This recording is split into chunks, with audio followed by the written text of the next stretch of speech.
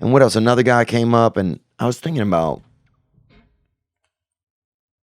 I've been working in this 12-step stuff that I'm doing. They have, you talk about family and people you have resentments against and things that are buried inside of you that can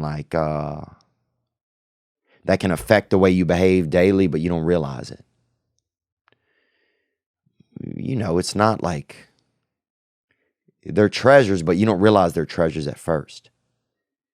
Because resentments, they can really, it's like a little edge inside of you where it's supposed to be a curve. And so everything that goes around there is choppy. Every time your thoughts or your feelings pass through that canal of that journey within you, if you're thinking about something that even is related to, a previous experience you had that you didn't like, or a person that you don't like, or a family member, a loved one, or a parent or whatever, you have a resentment. So then anytime something else comes up that would kind of use one of the same streets in your brain or your feelings, it'll, instead of it being a curve, it'll be a 90-degree angle, and it's choppy. They're like speed bumps for the way that you can love others.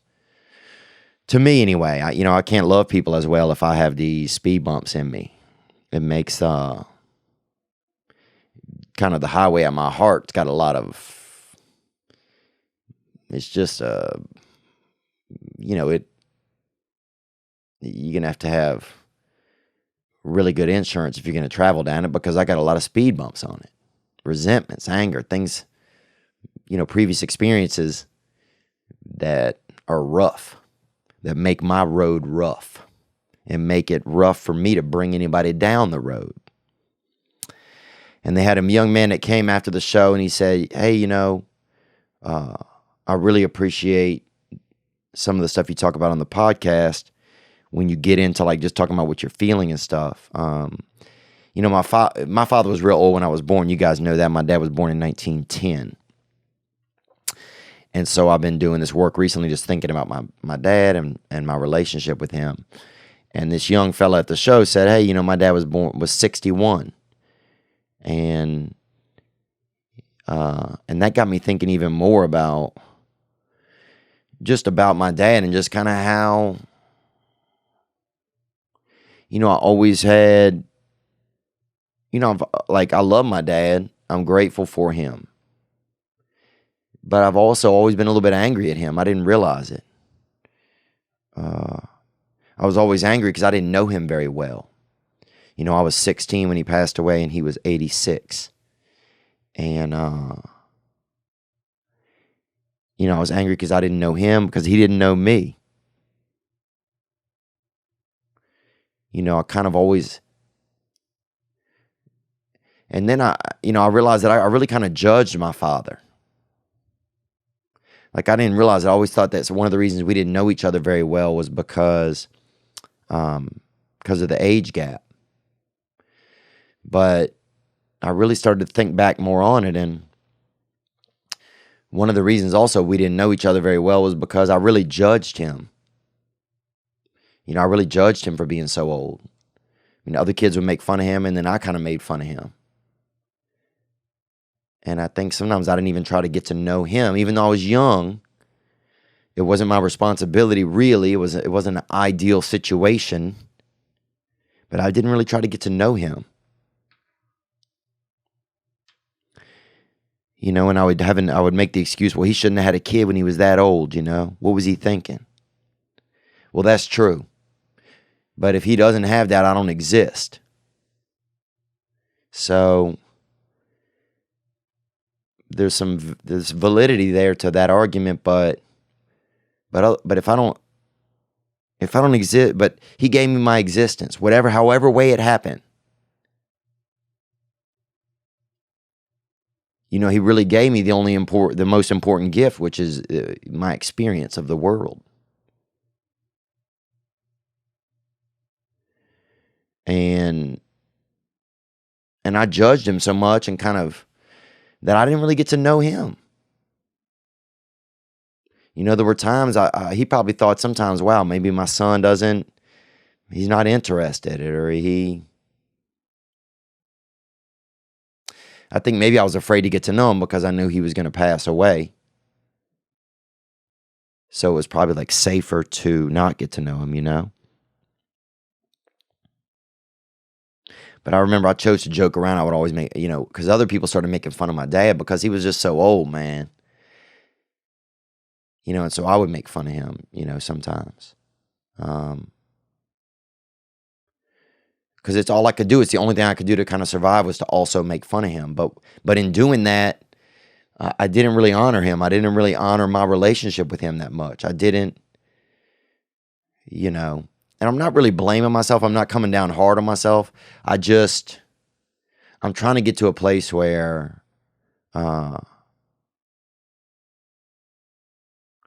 when I think about fatherhood and I think about parenting, I'm trying to, pick these locks that keep me from having a lot of emotions in those spaces. But I was real embarrassed of my father. I hate to say this, man. I was embarrassed, like, when we would walk somewhere, I would walk kind of far behind him or away from him. Because he was so old, and he didn't notice that much because, when you get old, and this wasn't when I was a kid. When I was a kid, I was real doting on him. I was real caring. I remember we would walk to church sometimes, and I would, I'd make sure that the leaves were off of the sidewalk, and I would make sure that he knew that a sidewalk in Louisiana, dude, good fucking luck, bro. That thing is a gangplank. Dude, sidewalk in Louisiana, that's a side work. They should call it that thing. The first thing is like that. The next one is straight up. One of them is a damn drawbridge because they got all the tree roots popping through. So you have one piece of cement sidewalk. The next piece is the third piece is an off-ramp.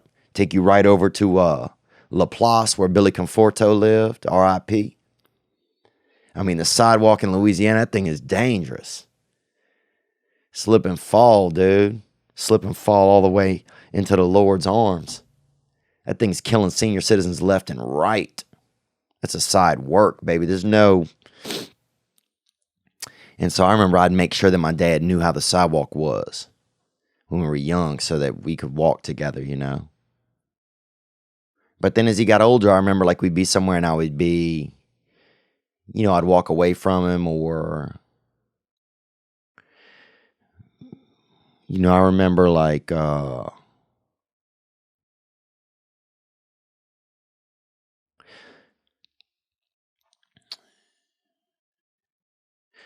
I remember like I remember like his skin sometimes on his hands was real old. Excuse me. I just cleared my own throat and swallowed my own mucus. So I'm obviously a reptile. But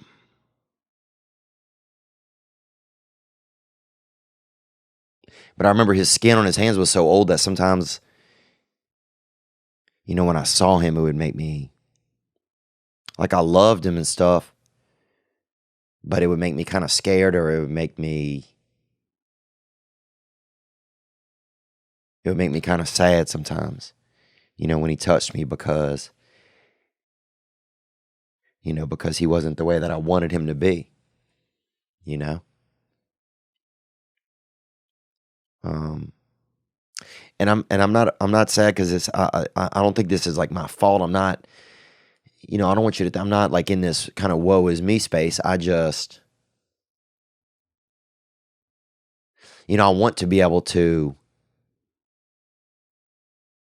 be as loving as I can, and I know that sometimes I have to examine relationships in my life to see where I have hang-ups.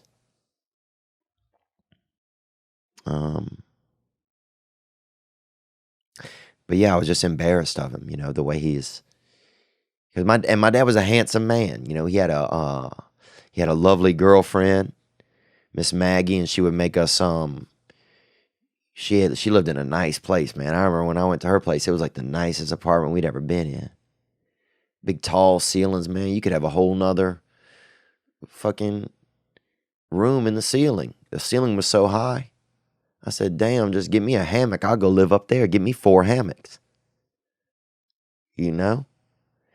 I'll just Tarzan around up there. I'll build a little kitchenette up there, halfway up the wall. Give me 4 hammocks. I'll live in the corner of the ceiling. And she took care of my dad when he was real old. She was probably about she was probably 60. And my dad was, at that point, he's 85 or something. Or she was probably about 63. And she was fancy. She was like a high society woman, in New Orleans. And that's still very, they got the fancy people down there. But she was a good woman, and she loved my dad. And they were friends. And yeah, but I just remembered seeing him like, walking around. I remember I'd sleep over there sometimes at her house in the middle of the night. And my dad would get up to go to the restroom, and I'd see him in like the window in like the moonlight. She had these big windows that faced right out on the Mississippi River, man. She lived in I don't even know what it was. It was over there in, across the river, across the Mississippi over there in, I can't even remember it right now. Kind of by Gretna, but right by the river, by the ferry. Anyway, so, and I would see my dad walk. I could see him walk, and he was just old, And I didn't recognize it as much when he was, I'd see him fully clothed, all dressed up, and he dressed up real nice every day. And then at night, though, I'd see him in his body. He seemed like a dinosaur, like an old dinosaur. And I think it made me scared, it made me, as a kid, but it made me angry at him. And I didn't realize this till literally just this week. And then I was thinking about it even more on the flight home this morning after this guy last night was telling me he had an old father. And by hearing me talk about my dad, sometimes he could relate. And that made me feel happy. It made me feel happy to know that, we can relate to each other. But yeah, it made me, it just made me look more at my relationship. And I could have had more memories with him if I hadn't judged my father so much. He wasn't like this, or he couldn't do this. He didn't have anything. I just think I'm not mad at myself. I want you to know that I'm not like,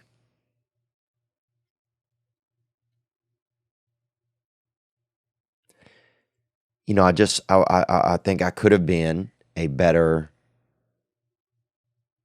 could have been a better son to him, and I know the circumstances weren't ideal, but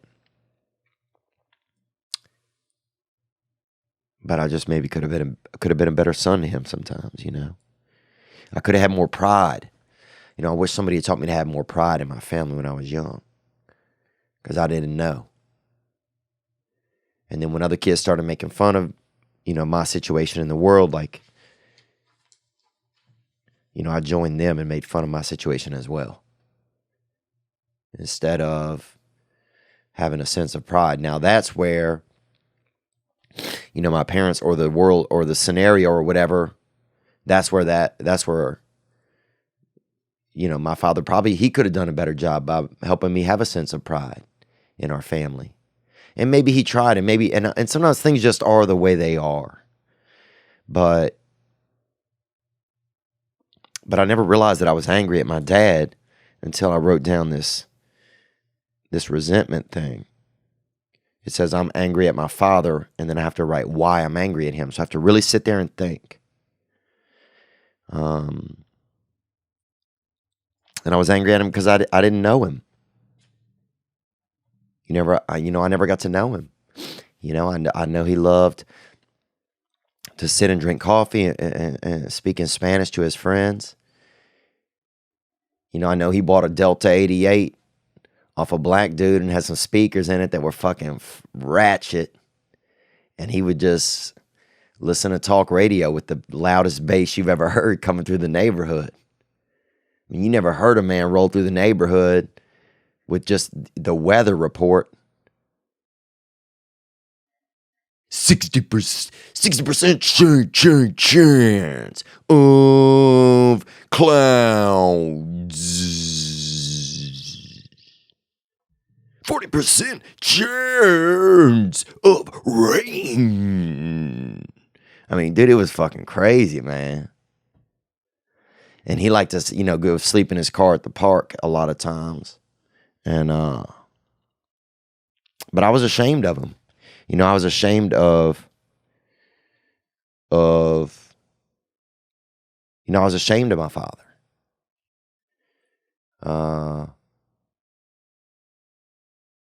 And maybe it was just a safety mechanism for me because I was afraid that if I got to know him, that I knew he was going to die. I just knew how time worked. But I have to look at this. I have to look at that relationship in my life because it affects the way today how I look at time. It affects like how I look at age, how I look at, wanting to have a family and not wanting, if I have this built up fear somewhere deep inside of me that I'm not going to be able to create a loving relationship with a child, even if it comes from a scenario that's irregular, like an very old man having a son. But if I let that fester in me without examining it, then it could affect if I decide to have a son or not at all, or have a child. So I have to look at those things. But I was embarrassed of my father, What else? I have a list here of things because I wrote this stuff down about my resentments. And then I get upset sometimes that I don't remember him. And I was going right into adolescence and teen and, getting erect and all of that. And I started doing masturbation and whatever, 13, 12, bro. It's Dick City. You could look at every state in the universe. You look at any map when you're a kid at 13 years old, bro, and it's Dick City. Population, yeah, boy. But yeah, I mean, I was ashamed of my father. And then I just realized that I miss him, I realized that I judged him. And I realized by looking through some of the things that I was just pretty judgmental. And I don't know where that judgment came from or how it started. I'm not ashamed of him. I'm not mad at myself of it. I'm not. But I'm glad that I'm able to see it a little bit now. That I was judgmental towards people that love me because, I was afraid because I didn't know how to do that. I didn't know how to love them.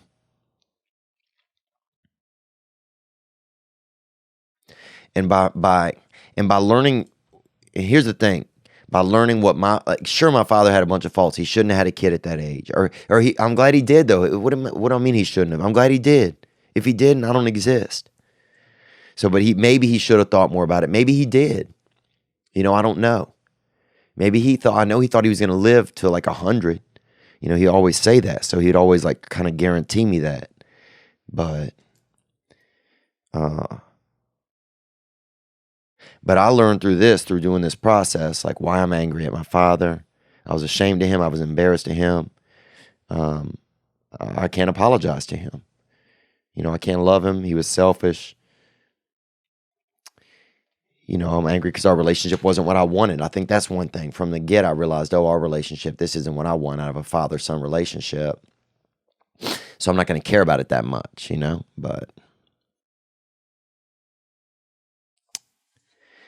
And then sometimes I felt a lot of times like I used my dad because he was so old that even if I did like regular kid kind of mischief around him, it always came off like I always felt bad about it. Because if you joke around with it, you say you hide something from your dad. If he's 30, that's fine. He'll find that shit. But you hide something from your dad and he's 78, you hide his car keys. Dude, he could look for a month.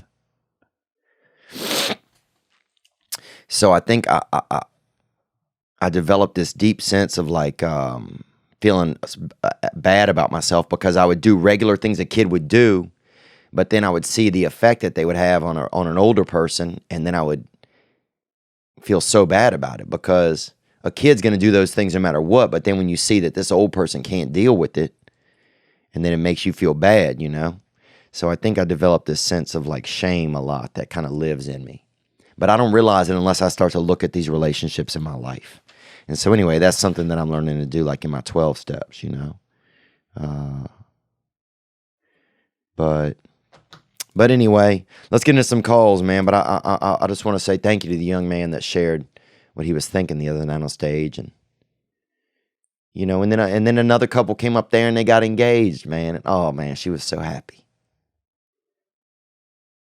You know, I saw this woman, she teared up and she was crying, and you know, the guy he was so excited. And man, it's cool.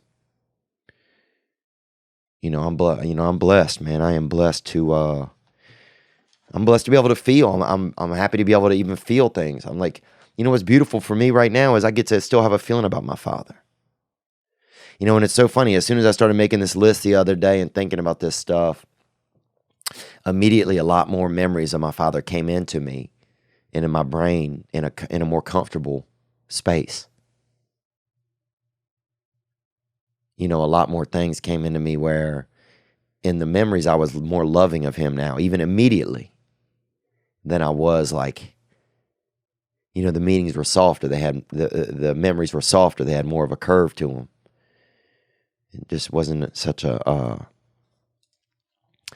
just a little bit of less 90-degree angles around my heart. Yeah, man. It just got me thinking about the parental stuff and family stuff, and just man, and just like,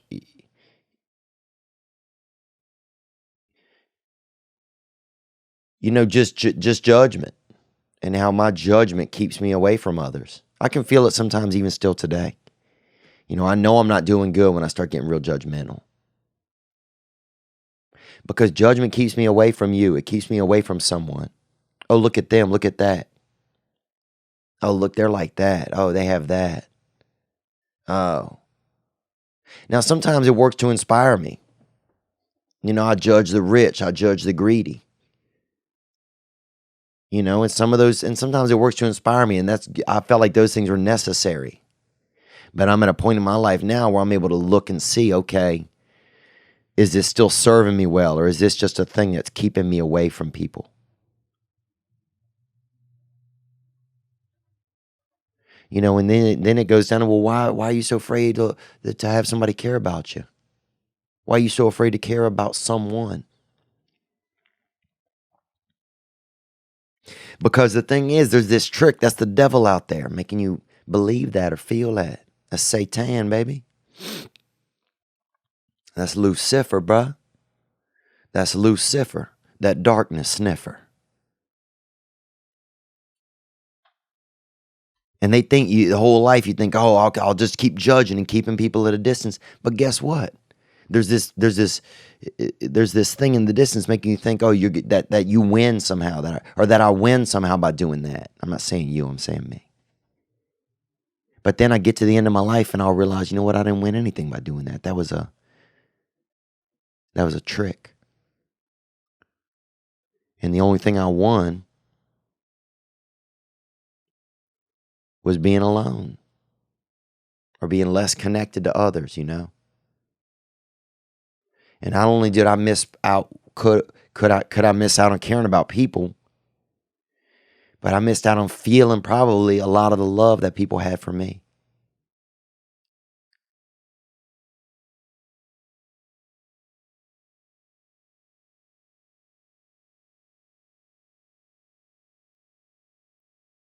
Because there's something right there wrapped up. They're next door neighbors. They're cheek to cheek. They're conjoined twins. When I can't love someone, when I judge and I keep someone away from me, you know, I keep me away from them. I keep me away from them. And also, what the fuck? I don't know what the fuck I'm talking about. Let's get into some questions, man. But I don't know, man. You know.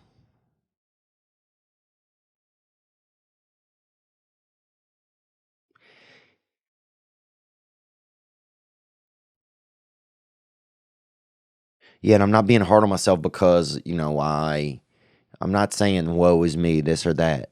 I'm not saying that. I'm just saying that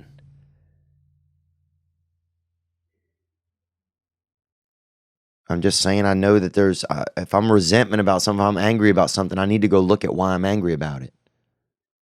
And if I can eventually find a way that I had some say in it, then at least it's in my control. So instead of being angry at my dad because he was so old and I didn't get to a proper father-son relationship, instead I can take a little bitty piece and say, oh, well, you know what? When I was like 15, 16, I could have probably been a better son at some points.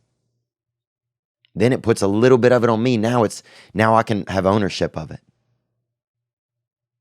And now I can go apologize, at my father's grave if I want to and let him know. And not that I'm like, because then it just gives me ownership. Now I'm in control of our relationship again.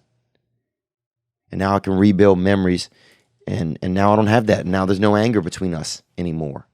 Now it's an opportunity for us for my brain and heart to be like, oh man, good. That right angle ain't there. That right turn, that stoplight, those 7 stop signs you got built up at this intersection of your emotions, it's not there anymore. And it's just a beautiful curve, man, and you can feel the love. You can feel the love, man.